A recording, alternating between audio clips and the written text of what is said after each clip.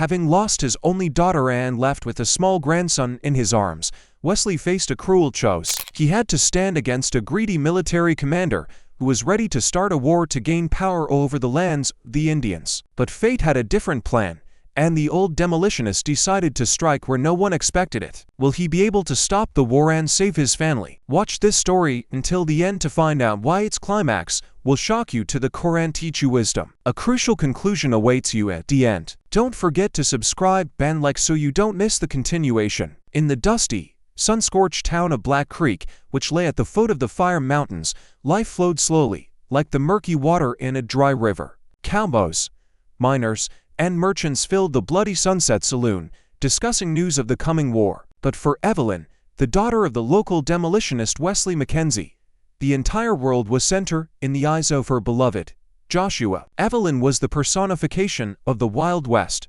strong, independent, with eyes the color of the summer sky, reflecting her deep and sincere love for Joshua. Joshua was a prospector who had returned from distant lands, and he was the complete opposite of her father. Wesley was a man with a face etched with wrinkles, with dynamite in his hands, but fear in his soul. He was afraid of losing his daughter. They sat by the fire. Evelyn talked about her dreams, and Joshua held her hand. He dreamed of building a ranch for them, so they could live far away from this powder keg. Wesley sat to the side, silently watching them. He knew that this world was not for her. He felt that the world around him was about to explode. The next day, Joshua left Black Creek. He promised Evelyn that he would return in 3 months, and that he would bring enough gold for them to live happily. He left, but he did not return. 3 months passed, then 6, then a year. Evelyn waited, her soul ached, and she was losing hope. Wesley watched his daughter slowly fade away. He saw how her eyes, once full of life, grew dim, how her body became fragile, how she became a shadow of herself. He felt compassion for her. She was his only child, and he could not watch her suffer. He decided that he had to do something. He had to find Joshua, and he had to bring him back. He set off on a search. He followed the tracks that led him through the desert, through the mountains, through the rivers. He did not find Joshua, but he found his horse. It was wounded. Wesley understood that something had happened.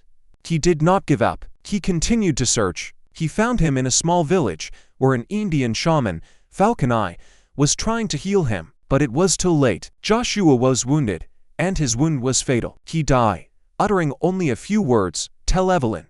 And he gave Wesley a ring. Wesley returned to Black Creek with the ring, and he told Evelyn that he had not found him. He could not tell her the truth. He could not tell her that her beloved had died. He could not watch her suffer. He told her that Joshua had not returned because he was a coward. He told her that he had left her. I ask you to like and subscribe to the channel, so you will help me in motivation to make such great stories for you, and I will see that you like them. Enjoy watching, everyone.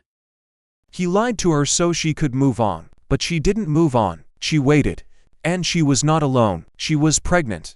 When Wesley found out about this, his heart clenched in horror. He knew that his daughter was carrying a new life within her, but he also knew that it would not bring her happiness. On the contrary, it would only intensify her pain. And he was right. Evelyn fell into a deep depression. She stopped eating, stopped sleeping. She was in her own world, in a world where Joshua was still alive. Wesley felt anger rising within him. Anger at Joshua, who had left her. Anger at himself, because he knew that he should have done something. He should have saved her. Wesley knelt in the dust, and the shamaness's words echoed in his head like a verdict. If the child is born, she will die. His mind refused to accept this cruel truth. He looked at his daughter, who was tossing and turning in delirium, and at her swollen belly. The pain he felt was not just emotional, it was physical. It was tearing him apart from the inside. He felt as if he was standing before two abysses. On one side was the loss of his daughter, and on the other, the loss of his grandson, the only part of Evelyn that would remain in this world. He felt complete despair. He could not make this choice. No, he whispered, and his voice was hoarse. I can't lose her. I must save her.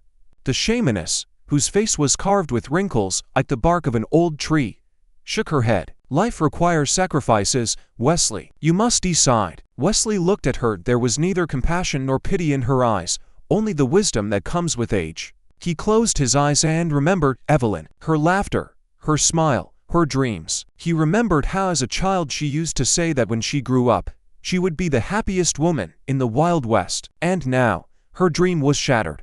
She was a shadow of herself, her life, her future. Everything was in his hands. Suddenly, his gaze fell upon a small wooden figurine lying by her head. It was a figurine of a horse that he had carved for her when she was a little girl. On its belly was scratched, "Wesley plus Evelyn equals family." Wesley grabbed it. He understood. He must save his grandson. He must give him a chance at life. He must save him so that Evelyn would live in him, so that their family would continue. He had to sacrifice his daughter for the sake of his grandson. He had to do what Joshua could not do. "I agree," Wesley said. "Do it." The shamaness, who had been silently watching him, nodded. "It will be very painful. For you, and for her. But she will not remember." She prepared a brew of herbs, and Wesley held Evelyn until she drank it. He felt her body go limp as she fell asleep. She was unconscious. The shamaness began her work. Wesley sat nearby, his hands stained with blood. He could not look, but he also could not leave. He had to be here. He had to bear this burden, this pain, this guilt. He had to be strong. A few hours later, a boy came into the world. He was small, but his cry was loud and clear. The shamaness wrapped him in a blanket and handed him to Wesley. "Name him Joshua," she said. "He will live."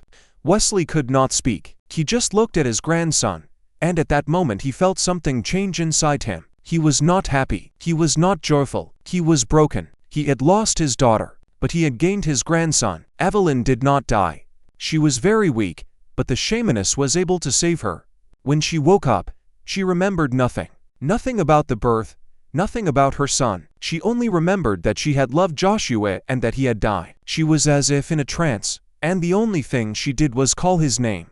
Wesley understood. He had to save her, but not from death, but from pain. He had to give her a false hope, a false salvation. He knew that if she learned the truth, her pain would be even stronger. He didn't want that. He wanted her to be happy. He lied. He told her that her child had died, and that he had found its grave. He told her that they could leave now. Wesley felt guilt gnawing at him from the inside, but he knew he was doing it for her.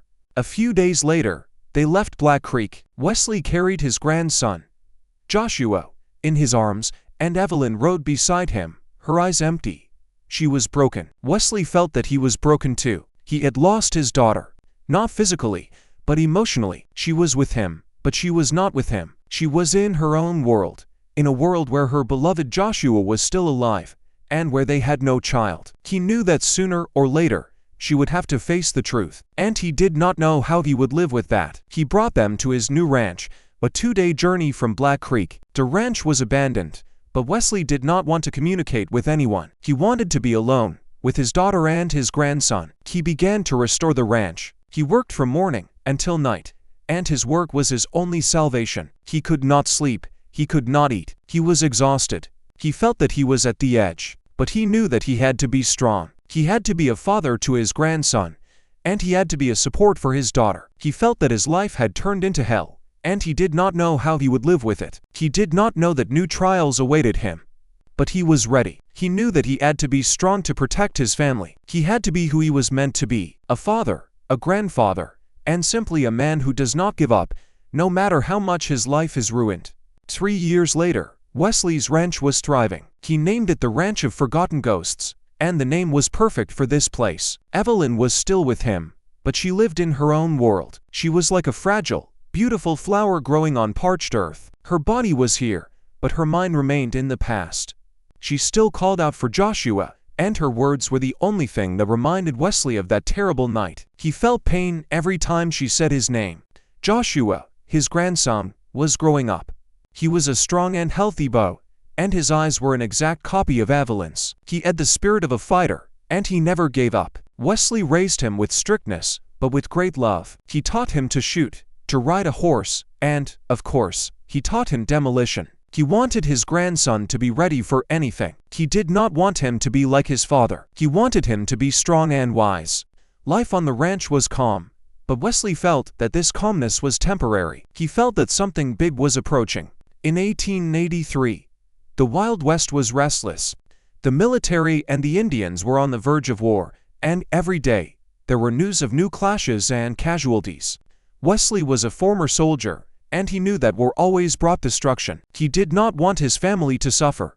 He wanted to protect them. One evening, as Wesley was sitting on the porch, an old friend approached him, an Indian named Falcon Eye. He had been his friend since the time they built the railroad together. He was a wise man, and his words were always true. He said to Wesley, "Wesley, you must leave. War is coming. Our land is burning." Wesley asked, "What happened?"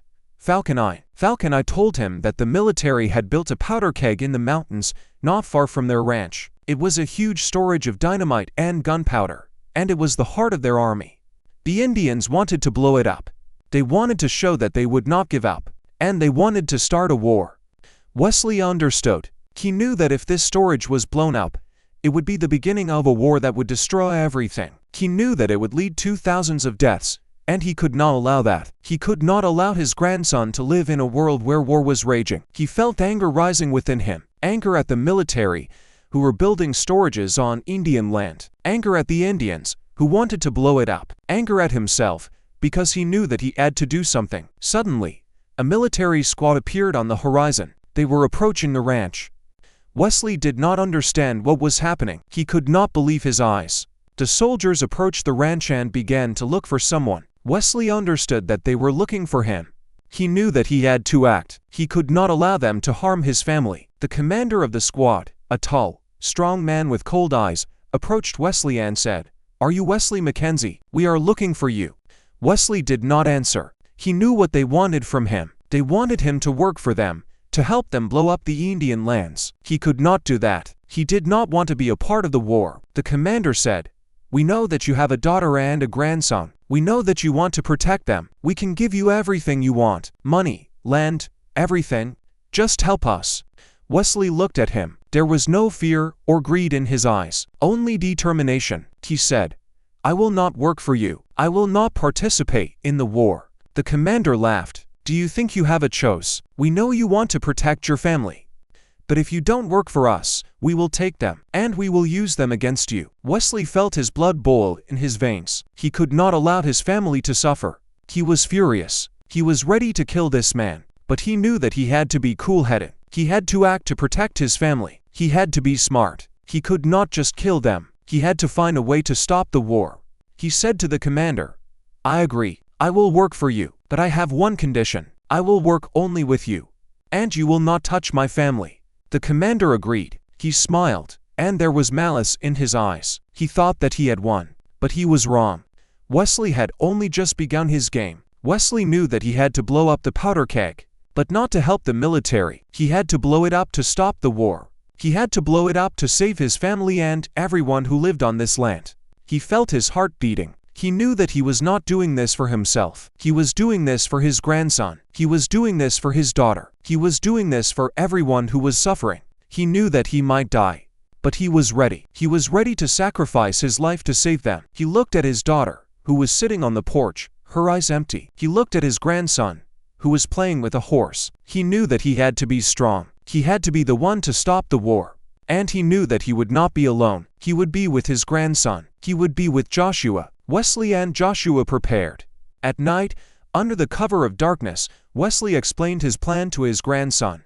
He hid nothing from him. He told him that they would have to blow up the powder keg to prevent the war. Joshua, despite his young age, took it seriously. He had a wisdom beyond his years, which, as Wesley noticed, he had inherited from him. He knew that his grandfather was doing this for their safety, and he was ready to help him. They took all the necessary equipment, a pickaxe, a shovel, and, of course, dynamite. They reached the foot of the mountain where the powder keg was located. It was a huge, impregnable fortress, built of stone and concrete. Wesley knew that getting inside would be very difficult, but he was a demolitionist, and he knew how it was done. He found a weak spot in the wall, and they began to work. They dug, and Joshua was very diligent. He helped his grandfather with everything. Wesley felt pride fill his heart. He realized that his grandson was a part of him, and that he had the same strength and wisdom as him. Finally, they reached the entrance. They went inside. The storage was huge, and it contained hundreds of boxes of dynamite and gunpowder. Wesley began to set the charges. He worked quickly and professionally. But suddenly, they heard voices. It was the soldiers. They were approaching. Wesley realized that they had no time. He had to act. He said to Joshua, "Go. I'll handle it myself. But Joshua did not listen. No. I'll stay with you. We'll do it together, he said. Wesley looked at him. He saw the same determination in his eyes as in his own. He smiled and said, "Okay, we'll do it together." They finished setting the charges, and Wesley told Joshua to go. "Run. Run as fast as you can," he said. Joshua hugged him. "I love you, Grandpa," he said. Wesley felt tears rolling down his cheeks. "I love you too, son," he said. Joshua ran, and Wesley stood and waited. He waited until he heard the voices. The soldiers entered. They saw Wesley, and they understood what he had done. They were furious. The commander pointed his pistol at him. "You lost," he said. Wesley smiled. "No. You lost," he said. "I won't wait." He lit the fuse, and at that moment, a thunderclap sounded in the sky. The sky was clear, but the storm was already here. Wesley felt pain pierce his body. He felt the earth tremble beneath his feet, and he saw the world around him explode. He closed his eyes, and the last thing he saw was the face of his grandson. The explosion was deafening. It destroyed the mountain, and its echo spread throughout the area. The soldiers and Indians who were preparing for war heard it. They understood. They understood that someone had sacrificed his life to save them. They understood that war was not needed. They understood that nothing was more important in life. Joshua was far away. He saw the mountain explode. He felt his heart clench. He knew that his grandpa was gone. He cried, but he was not alone. Evelyn came to him. She hugged him. She remembered everything. The explosion that destroyed the mountain had destroyed her mind, but it had also given her freedom. She remembered everything, and she understood that her father had sacrificed himself for her son, for her, for peace. Many years passed. Joshua grew up and became a wise man. He became a peacemaker. He taught the Indians and the military to live in peace. He told them the story of his grandfather, Wesley Mackenzie, who sacrificed his life to stop a war. He told them that a true hero is not one who fights, but one who brings peace. He told them that even when it seems that everything is lost, there is always hope. He told them that even if your life is ruined, you can find a new meaning in it. He told them that the most important thing is love, forgiveness, and family. He told them that if you love, you can overcome everything. The events of this story, which occurred in the distant year of 1880, have a deep resonance in our modern world. Like Wesley Mackenzie, who was willing to sacrifice everything to save his family and prevent a war, many of us face situations where we have to choose between personal well-being and the common good. We often see how tension is building in our world, how people are divided into camps, how the world becomes like a powder keg. And, as in the story, we need to realize that hatred and anger are destructive forces that can lead to catastrophe. We need to understand that true strength is not in destruction, but in creation. Like Wesley, we must find the courage to make a difficult choice, to prevent war, to protect those we love, and to find a new meaning in life, even if it seems ruined. And, like Joshua, we must remember the lessons of the past and carry them into the future. We must be peacemakers.